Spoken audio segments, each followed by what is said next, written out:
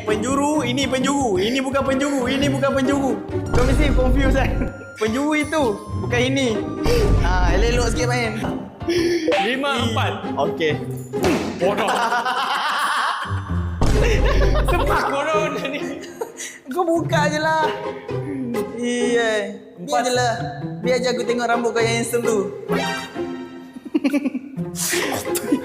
Buka tudung kau, aku nak tengok kecantikan kau juga.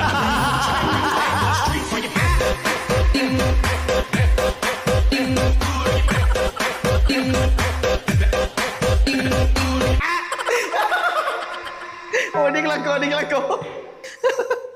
Macam gitu je kau minta Dia ni dah biasa minta kat orang ni. Nak tengok gambar you play hair boleh. Nak tengok gambar you baru mandi boleh. Mesti kau kerja kau ni. Minta tak ada gagap-gagap. Terus kau buka beri hair kau nak tengok rambut kau.